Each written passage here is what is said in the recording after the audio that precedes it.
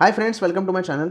Friends, आज की video में बियर कॉल स्प्रेड क्या होता है और ये स्ट्रैटेजी किस तरीके से बनाई जाती है अगर आप ऑप्शंस ट्रेडिंग कर रहे हो तो ये सारी चीज़ें डिटेल में देखने वाले हैं। किस तरीके से स्ट्रैटेजी बनाई जाती है, कौन से कॉल और कौन से पुट आप इसमें इस्तेमाल कर सकते हैं, बेचना है या खरीदना है, ये सारी डिटेल्स मैं बताने वाला हूं। तो वीडियो को एंड तक जरूर देखें, कोई भी स्टेप मिस मत करें, अदरवाइज कोई और स्ट्रैटेजी बन जाएगी और लॉस हो सकता है। ये स्ट्रैटेजी हम देखेंगे धन के ऑप्शन ट्रेडर एप्लीकेशन में, क्योंकि फ्री ऑफ कॉस्ट आसानी से आप स्ट्रैटेजी बिल्डर देख सकते हो और एनालाइज भी कर सकते हो। अगर आपने अभी तक धन में अकाउंट ओपन नहीं किया है तो डिस्क्रिप्शन में लिंक है, तुरंत जाके अकाउंट ओपन करें। तो जैसे ही हम लॉगिन करते हैं तो लॉगिन करने के बाद आपको कुछ इस तरीके से स्क्रीन जो है वो नजर आता है। तो अगर आप खुद नहीं जानते कि बियर कॉल स्प्रेड किस तरीके से बनाना है तो आपको प्री बिल्ड स्ट्रैटेजी इस पर्टिकुलर एप्लीकेशन में मिल जाती है। इसके लिए आपको स्ट्रैटेजीज में जाना है नीचे यहाँ पे और प्री बिल्ड में जाना है। प्री बिल्ड में जाने के बाद यहाँ पे आपको देख सकते हैं आपकी बियर कॉल स्प्रेड जो है ये स्ट्रैटेजी आपको यहाँ पे देखने के लिए मिलेगी। अब नाम में ही बियर है तो बेरिश स्ट्रैटेजी है, तो आप बेरिश स्ट्रैटेजी के अंदर भी ये स्प्रेड देख सकते हैं। बेसिकली क्या है कि हम नॉर्मली ऑप्शंस बाइंग करते हैं या ऑप्शंस को सेल करते हैं, लेकिन आप नेकेड ऑप्शन बाय करते हो तो भी आपको रिस्क होता है और ऑप्शन सेलिंग करने पर भी रिस्क होता है। तो इसीलिए थोड़ा सा एडजस्टमेंट आप करोगे, थोड़ा सा स्प्रेड बनाओगे, हेज करोगे तो आपका जो प्रॉफिट और लॉस है वो लिमिट में आ सकता है। अब बियर कॉल स्प्रेड के ऊपर क्लिक करेंगे तो आपको सबसे पहले तो एक्सपायरी सिलेक्ट करनी होती है। आप वीकली एक्सपायरी सिलेक्ट कर सकते हो या फिर मंथली एक्सपायरी सिलेक्ट कर सकते हो, आपके हिसाब से ये सारी चीजें आपको देखनी है। अब सबसे पहले यहाँ पे आप देख रहे हो कि 21 मार्च की एक्सपायरी जो है इसका बियर कॉल स्प्रेड यहाँ पे दिखाई दे रहा है। एक्सपेक्टेड प्रॉफिट आप देख रहे हो 2775 रुपए का, ब्रेक इवन पॉइंट है 22,005 का। करंट मार्केट जो क्लोज हुआ है शुक्रवार के दिन, आज सैटरडे है इसलिए मार्केट बंद है, फिर भी मैं ये स्ट्रैटेजी आपको समझा रहा हूं।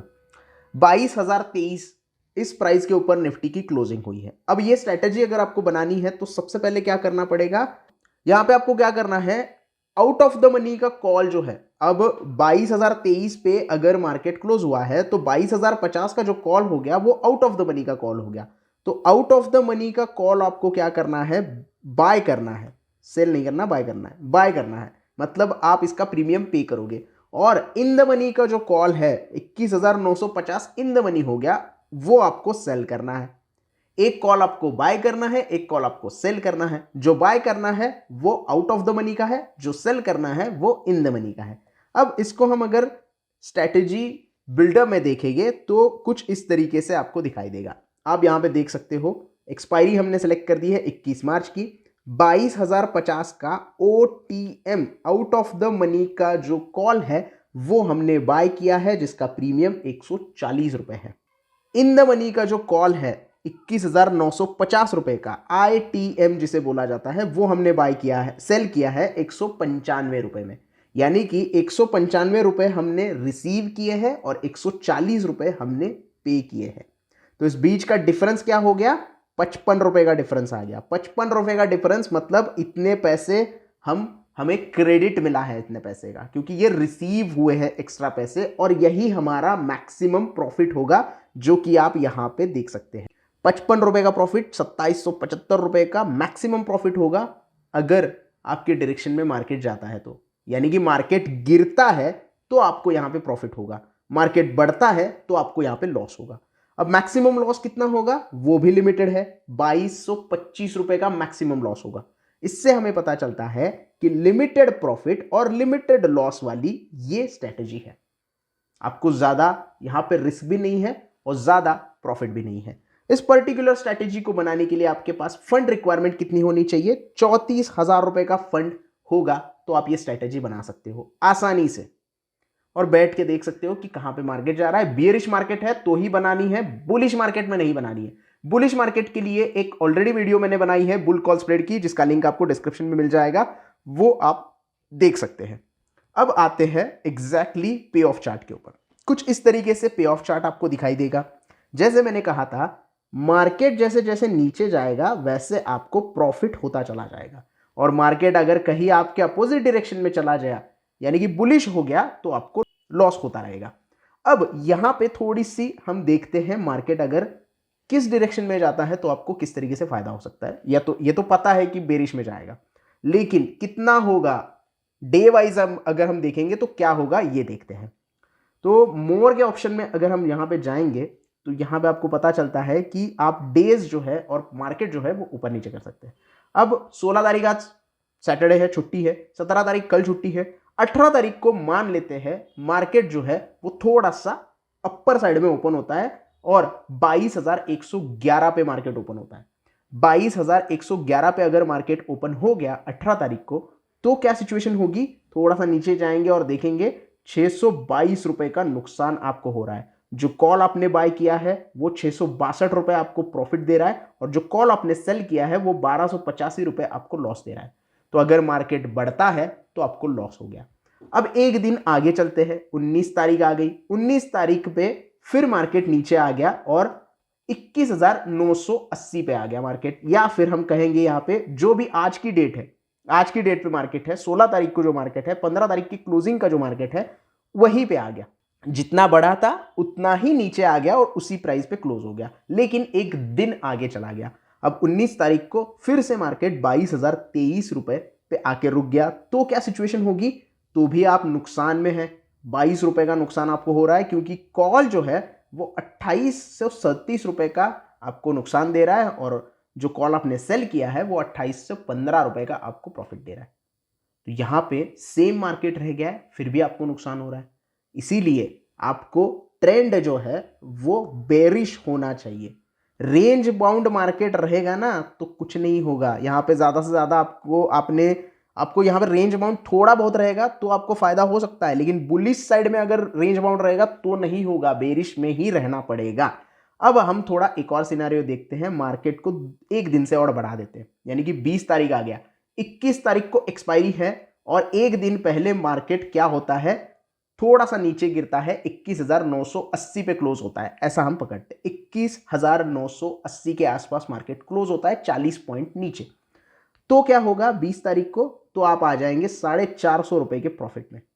अब ये जो कॉल आपने बाय किया है ये आपको नुकसान तो देगा, लेकिन जो कॉल आपने सेल किया है वो आपको ज्यादा प्रॉफिट देने लगेगा।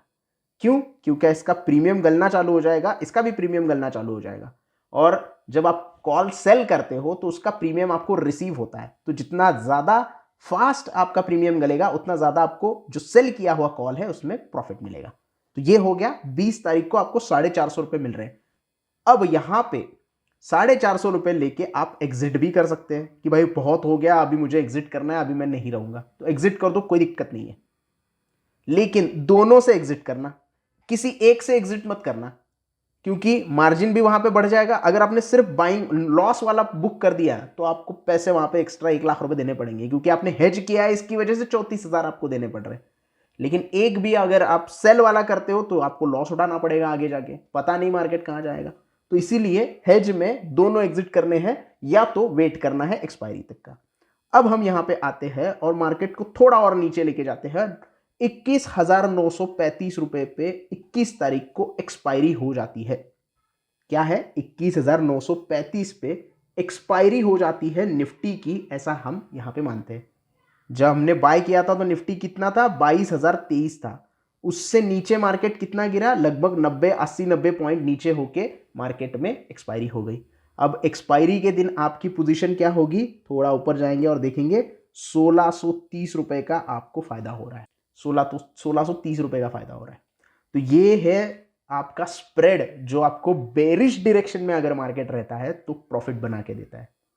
अगर आप हेजिंग इस तरीके से करते हो तो आपको प्रॉफिट होने के चांसेस भी ज्यादा होते हैं। और लिमिटेड लॉस है और लिमिटेड प्रॉफिट है। अब आप बोलोगे कि भाई मैंने तो शुरुआत में बोला था कि 2700 रुपए का प्रॉफिट होगा, तो ये 1600 का क्यों दिखा रहा है? क्योंकि बीच में जो है मार्केट बढ़ा भी था, तो इसकी वजह से थोड़े से जो गणित है प्रीमियम के वो चेंज हो गए। तो प्रीमियम के गणित अगर चेंज हो गए हैं तो यहां पे आपका प्रॉफिट एंड लॉस भी थोड़ा सा चेंज होता है। और मैं ये सब जो है वो स्ट्रेटेजी बिल्डअप पे दिखा रहा हूं।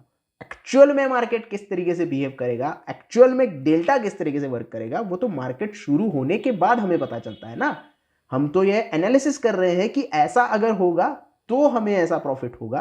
तो ये थोड़ा सा हाइपोथेसिस बोल सकते हो, लेकिन इस तरीके से ही ये स्प्रेड वर्कआउट होता है।